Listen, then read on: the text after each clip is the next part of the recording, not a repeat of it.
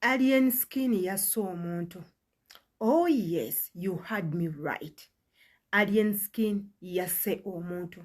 Era nga wetwogerera ali luzira ne banne nga we bakoze omusango guno. Mwenna abali mu kibiina ekya Fangon oba ffe betuyita ba Fangon soldiers. Mugendeko mu makanisa, mugendeko mu mizikiti, musaale, musabe Katonda abeere nga ayamba omuvubuka ono omuto okubanga yejjeereza emisango gino gyonna. Ebigambo ebiwo era ebyogera tebinnaba kubanga bikakasibwa nti alien ali luzira. Biyinza okuba tebinnaba kakasibwa nti oba yeeyasse kubanga statement ya alien n'oyafudde n'abaabaddewo n'ez'ab'amateeka tezikwatagana nga bw'ogenda okulira mu katambi kano. Katusooke n'akatambi ka alien skin nga annyonnyola ki ekyatuusewo ate era tubeere nga tukomawo. Omuto bw'atomera wano tusinsambya nga mukolako buli kimu nga kiri bulungi. Tugenza okuvaayo nempereza omwana wane genda olabe obulwadde butwale singa ali fiiti agata omwana simu. Nga bamukebedde balaga ensigo namu omutima simanya n'ekibumba ekiro ali bulungi tumeka nga yoga n'okuti. Nenga nze kyemmanyi wayinza okuba wuyitano buliidingi nga mulimu akadde kati akadde katono nga basebe bakole enjala okudde maate omusajja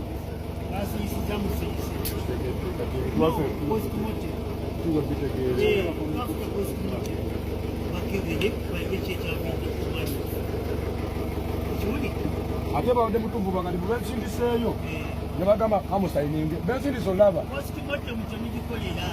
bensindiza tolaba ate bakakokola ki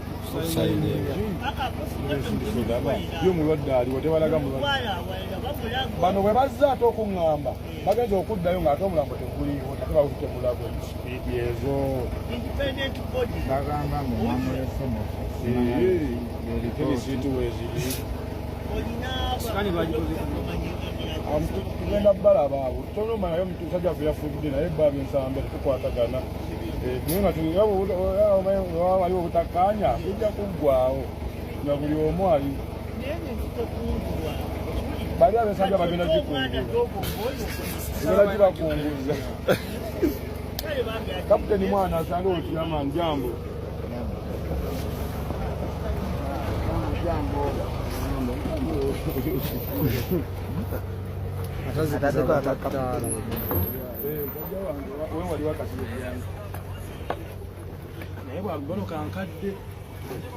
Mafia si oli wakiddabo kabiri. Ekisenge ekyo kikyalimu ttinku mafia. Kikyalimu ttinku. Anti abayinza obaawo kye. Kati ate waatuula. Tutuuseewo wali mu dakiika 3-4 yateewaza na ssaawa so kyabadde tuddayo munda mbu omuntu amujja musanga emulago Musawe mpaka mulago. Musawe mpaka mulago ate nga n'okugenda emulago omuntu gwe tulesa ayogera. Omuntu gwe tulesa ayogera aye nga n'okufa kwennyini.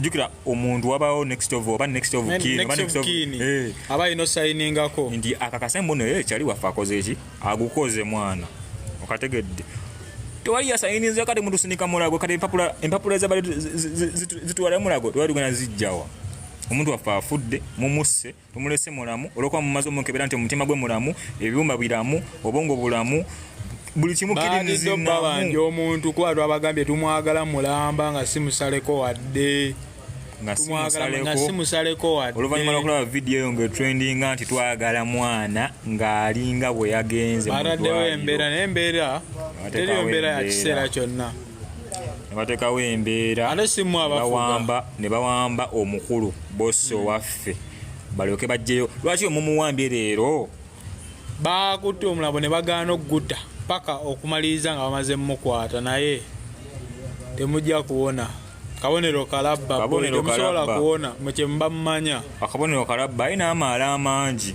olwokuba mulebeserebwa azze mu ddwaliro lyammwe ne mwagala okukola ebyekidongo 5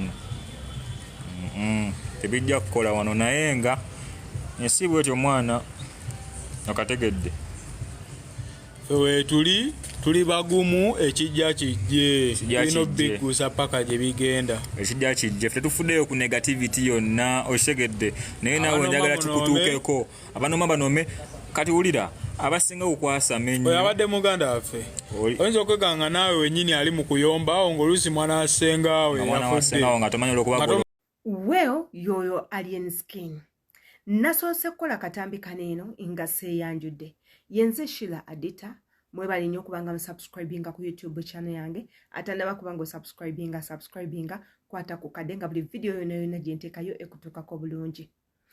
Batumiddeko mwena gye musinziira okubanga mulaba video zange zino abali e Saudi Arabia, abali e Qatar, abali e Dubai, abali e Abu Dhabi, abali mu America, abali e London, abali e Canada, e Sweden, yonna gye muli njagala mukimanyi nti nno mbaagala nnyo. Ye mwensonga lwaki ndi Adita, ye mwensonga lwaki abantu abatono abali mu saako yange bamanyi era bantegeera nkibeebaliza nnyo. I don't take it for granted kubanga munange buli omu kyayanira mu nsi wabula ate woba omaze okulaba obutambi nga buneeno nkusaba nnyo n'amaanyi okomentinge. Tomanya oyinza okuba namukisa omu kubagenda okuwangula ekirabo ky'okuba nti otimbibwa ku mitimbagano gyaffe gyonna egy'okubanga omuntu akyasinza okulaba video zaffe teekako n'okubanga okomentinga. Tuli ku nsonga za muganda waffe Alien Skin akatambyeko mukawuliridde bulungi. Alien Skin nga nnyonnyola ki ekyatekinze place engeri omwana gyafunyemu accident okuva ku accident bamututte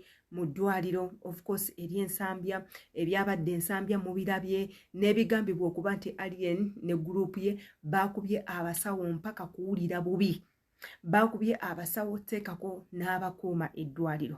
Ebintu bye tutannaba kubanga tukakasa naye waliwo obutambi obutambula nga omusawo yenna ajjudde omusaayi abakuumawo bonna babagosegose babakubye which we don't know nti oba Alien Skin ye yakikoze oba abaana be yabadde nabo be bakikoze kubanga mu katambi Alien we yalumbidde Alien ne group we balumbidde eddwaliro eryansambya tetwalabyeko kafulumanga akuba ng'abantu we bagamba. So zino video ezize omusawo ayina omusaayi babadde nabo bayina omusaayi so we are not aware oba we are unaware about it. Ngenda bawako obutambi bw'abantu batuwe ku ndowooza zaabwe balowooza ki ku nsonga eno ya Alien Skin ki ekigenda okuvaamu Alien Skin biki bye bagenda muvunaana musango ki era simanyi nakumanya nammwe mwewulirireko ate era tukomewo. Putting Alien in Luzira is gonna solve the burden, the big problem of those ghetto kids coming. Baterezeze ebibuga babirongosezzawo naye baali banyakulira amasimu tebakyaliwo kubanga ebyo bifo byabagagga. Mulowooza baddawa ababaana kati baliwa mumulowooza bagendawa ababaana be mulaba ku gaali ng'oli nze nina omwana mukwano gwange Ryan oyo yalinga mu magaali Ivan Killer but I'm with them tubava mu magaali kati bonzijjawo olowooza bagenda lagawa. You can't just pluck me naddala ku misango mbwa akasimu mbusimanya omuyimbi gwe mwasibye akasimu ke mwamusibidde kagula mu closet ye nga ajja ayambala ogenda okuyimba ku show mukirowooze musobola omuleka ebweru nawoza bw'aba yamenya amateeka ne mumusalira ekintu ekimbonereza ekigwanidde but you can't just noveri ng'omuyimbi mbu no please no. Alien Skin is a pure example of a nation yes system eri failed. He's a pure example of where the nation is going. Lyeddobozi erikulaga wa ensi gyeraga nti industry eno yeetaaga okutereeza abantu babeere nga bali mindset ngeri changed nga bategeera what is a brand. Wano tebayitwali na class batuyigiriza mu masomero tebatuyigiriza nako what is money ekintu ekitutta ffenna nga tukinoonya. Have you ever been in a class and they told okay what is money except that we know it's a medium of exchange? Osegera omuntu omujajinga you guys are there you don't know. Fame changes people, fame changes mentality. Bameka kumwabera n'akakadde mu nsawo n'asigala nga awulira kye kimu olina kubanga wagunjulibwa nga wakuzibwa ng'akakadde wali okalabyeko okweyisa ng'omuntu ng'okafunye si kyangu. Segera oli mwana wa ghetto taibangako na mentor tabangako nze there's a lot of things nze bangamba mbu namukuba empimu nga musaba respect. No, I don't command respect. Respect is given. Netwalina obutakkaanya ku lyaso zange nga aze mu ngeri ey'enjawulo gye sijja kuddamu bayeyo si ensonga kati ensonga eri nti omuntu akyuka n'avaawo naawe omulamuzi waliko bebi ne mulekerawo okulaba abayimbi ng'abato buli ddakiika they change and basobola okubeera ne direct contribution to our nation and our government.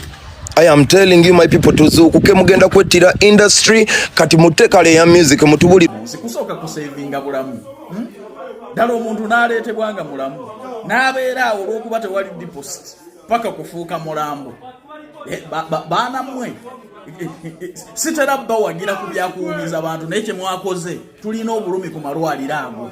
Kigambibwa nti omuvubuka ono yafunye accident ewaka n'atwalibwa mu ddwaliro fafaza check-up naye ng'ayogera bulungi nga bwe mumanyi eby'emmoroka yayagadde ajjeyo ekijinji ky'emmoroka genfunako bwe gandaga nti yayagadde ajjeyo ekijinji ky'emmoroka bwe mumanyi emmoroka za manual ezo n'eza automatic ng'obadde togitadde mu parking ebiseera ebisinga ekola ki edda emabega bonedda emabega n'emukwatirayo. Nange kyali kintuuseeko okwo nafulumako mu mmoroka nga sigitadde mu parking ate sisise and brake. Bwe nfuluma bwe nti emmoroka n'eteguka nedda emabega. Bwedda emabega ekyali kinyambye nga mmaze okusimba ekigere kino ekisooka ebweru nabuuka bubuusi n'engwa mu kkubo emmoroka n'eyiringita paka wansi. So singa na easy step nga njagala kugidda mundo sanga yandinkwatiddeyo okugulu. So ebyo bibeerawo nnyo singa oba teweetegereza nti emmoroka eno ddala emipiira gyayo tegikyayinza kuseerera. So bibeerawo tusaba omukama omwoyo gwe yagulamuze kisa.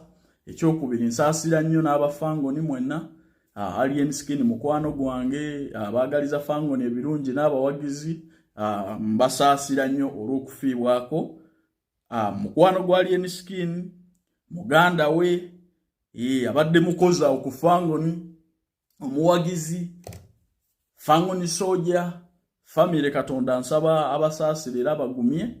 Ekyokubiri omwoyo gw'omugenzi agulamuze kisa.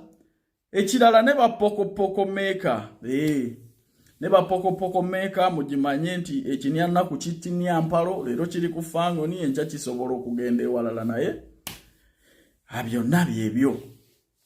Baganda bange baagala okugenda ebweru nammwe sibeerabidde akatambulirawo kali mu ggwanga lya Dubai, Qatar na Kuwait. Bagenda kukola ku bisaawa bwe tubanoonya nnyo ng'oli mwana wa buwala oba wa bulenzi kuva ku myaka 21 paka emyaka 36.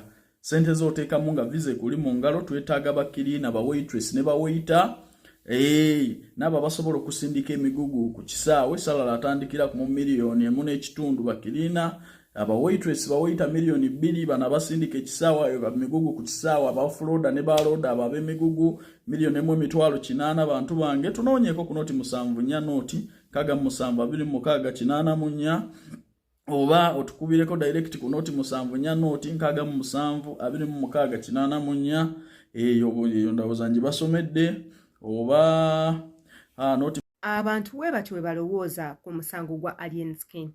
Nze nga Sheila Adita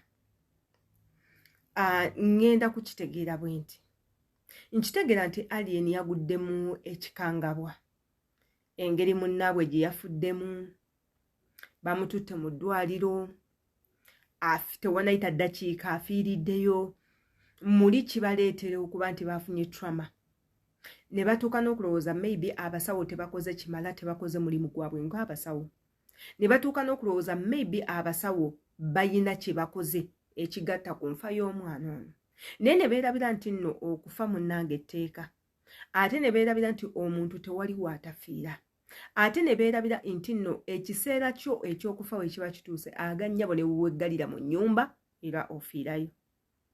So okufa kuli everywhere.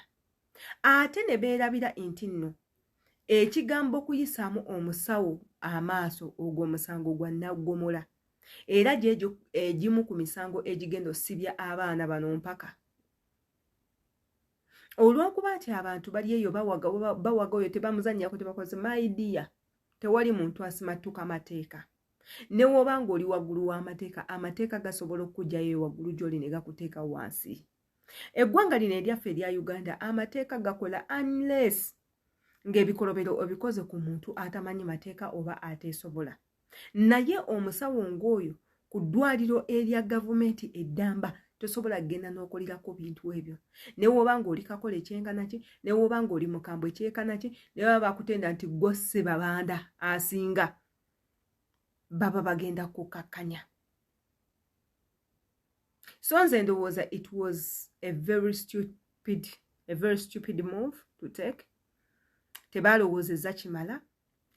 However, nga babadde bayise mu mitendera ng'omuntu yenna yesu twagala ebbaluwa etulaga engeri omuntu ono gyafudde mu maaso ne mumukebera ne mugata alina internal bleeding buli kimu kyonna kiri on set kiri bulungi essaawa zino afudde ki. Of course babadde balina okuba nga babanyonyola bandi balaze ebbaluwa ekyo ekyamuviiriddeko okufa weewa getting wrong n'ebintu ebirala ekyo babadde balina okukikola nga bunyini muntu naye temwandikubye. Wano wengambira abavubuka bannanga abavubuka obusungu muleke obusungu obakozesa ensobi. Obusungu buno kintu kizibu nnyo kisobola okutuma ekintu kyotagenda kusangulawo nekikutuma n'okola ekintu ekigenda okuteeka mu mati g'obulamu bwo bwonna. Yenze Sheila Adita kammanye endowooza zammwe nga mweyambisa comment section. Ife tubeerayo comments zammwe nga tuzisoma era ne tuzilikinga. Mbagala nnyo. See you in my next video.